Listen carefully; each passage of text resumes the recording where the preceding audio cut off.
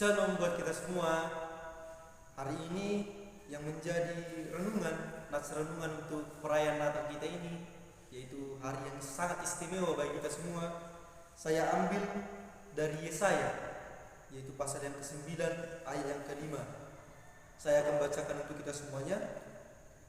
Sebab seorang anak telah lahir untuk kita, seorang putra telah diberikan untuk kita. Lambang pemerintahan ada di atas bahunya, dan namanya disebutkan orang penasihat ajaib, Allah yang perkasa, Bapa yang kekal, Raja damai. Demikian firman Tuhan yang menjadi tema yang saya ambil dari nats ini, yaitu kelahiran yang membawa harapan. Saya ulangi sekali lagi, kelahiran yang membawa harapan. Kalau kita membicara suatu yang namanya harapan, semua orang pasti pernah berharap, yaitu kepada seseorang atau kepada hal-hal yang lain. Nah, bagi banyak orang, Natal itu adalah suatu hal yang istimewa atau suatu hal yang sangat ditunggu-tunggu. Apakah itu karena hadiah, atau bisa berkumpul bersama teman-teman, atau bisa pergi jalan-jalan liburan atau yang lain. Penantian akan sesuatu yang baik dengan hati yang berdebar-debar atau hati yang sangat menanti ini adalah sebuah harapan. Dan harapan adalah sesuatu yang sangat penting dalam hidup manusia. Namun sebenarnya harapan yang baik itu seperti apa sih di hari Natal ini?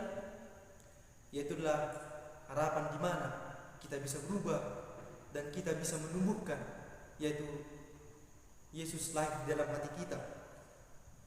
Dan seperti itu juga lah ketika Yesaya menuliskan nats ini, yaitu dia menuliskan nats ini ketika bangsa Yehuda sedang dihukum Tuhan karena mereka tidak taat kepada hukum-hukum Tuhan dan firman Tuhan.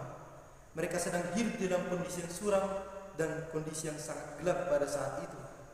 Hidupnya bangsa itu dalam tertekan dan terus dijajah oleh bangsa-bangsa lain. Terus bagaimana dengan hidup kita dengan hari yang istimewa ini, pada hari Natal ini? Bagaimana dengan hidup kita? Apakah kita masih tidak melakukan firman Tuhan, atau kita masih hidup dalam kegelapan, tidak menaati firman Tuhan?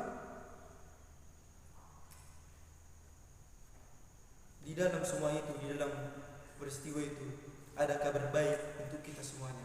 Ada kabar sukacita yang sangat membuat hati kita menjadi damai dan penuh harapan, yaitu Tuhan berjanji untuk memberikan kelegaan dan sukacita. Seperti yang dikatakan di ayat 5 tadi adalah sebab seorang anak telah lahir untuk kita, yaitu seorang putra telah diberikan untuk kita.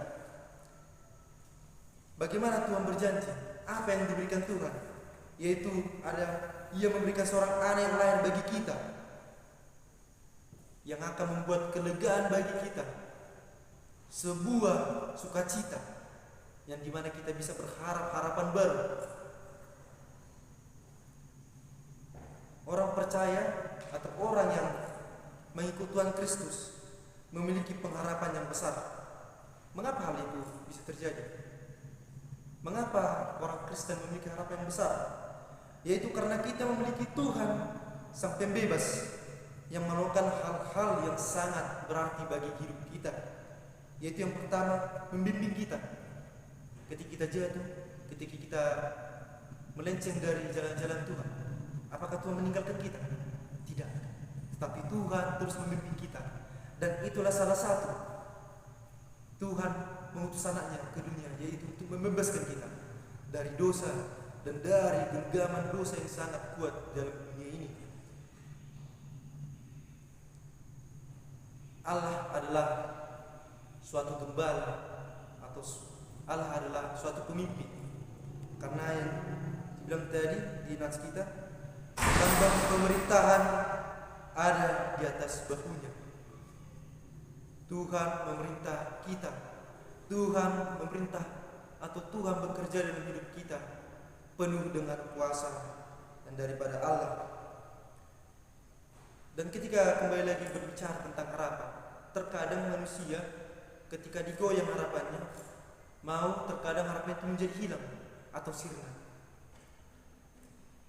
Ketika harapan itu hilang, kita tidak tahu apa yang harus kita lakukan dan tidak mengerti akan menjawab pergumulan atau mengapa harapan itu bisa hilang.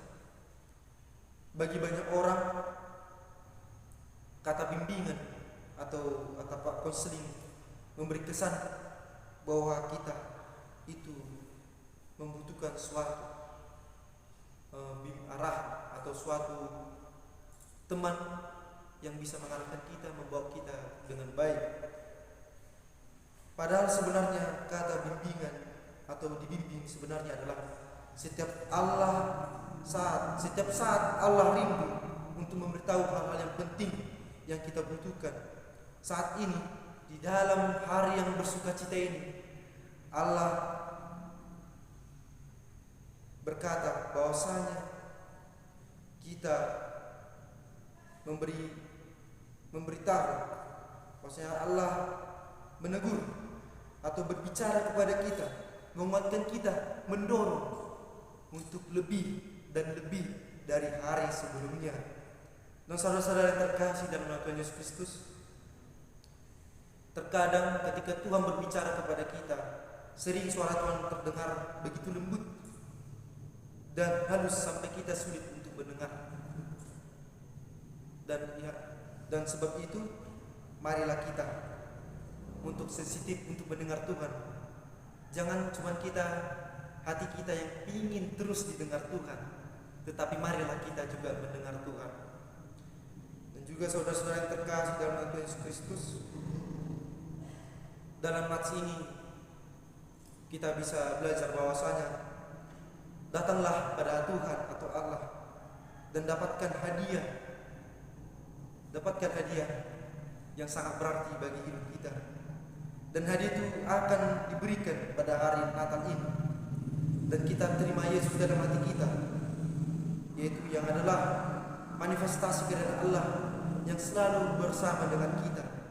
Ia adalah Immanuel, Allah bersama dengan kita, dan kita akan menikmati kehidupan dalam bimbingan kuasa dan kendali dalam kedamaian Allah. Demikian renungan kita pada hari ini. Semoga kita di dalam Natal ini kita bisa berkembang dan mendapat hadiah yang besar daripada Tuhan. Shalom, Tuhan Yesus memberkati.